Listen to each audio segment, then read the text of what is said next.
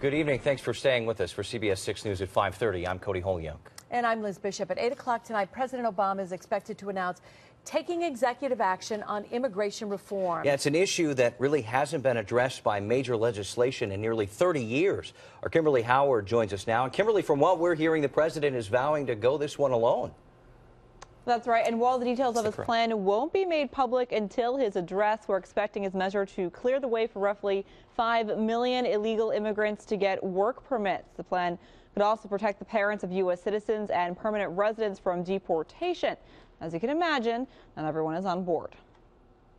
Everybody agrees that our immigration system is broken. Unfortunately, Washington has allowed the problem to fester for too long. President Obama is vowing to take executive action on immigration reform about a year and a half after the U.S. Senate passed a bipartisan bill that addressed this very issue.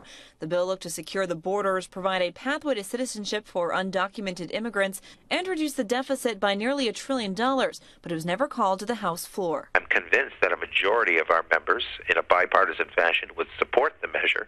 On the phone from Washington, Congressman Paul Tonko told us he stands behind the president's decision to go at it alone.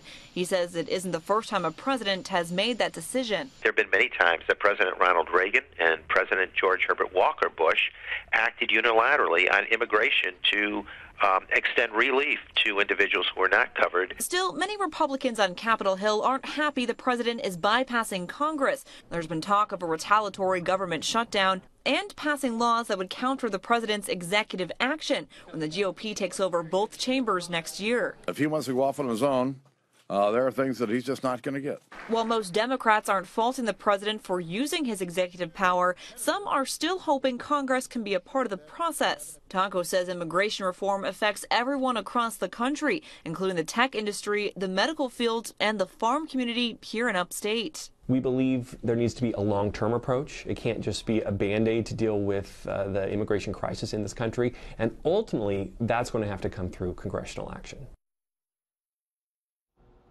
Coming up at 6:30, we take a closer look at what immigration reform would mean for the farm community, specifically how it could affect the food you eat and the prices you pay at the grocery store. Live in studio, Kimberly Howard, CBS 6 News.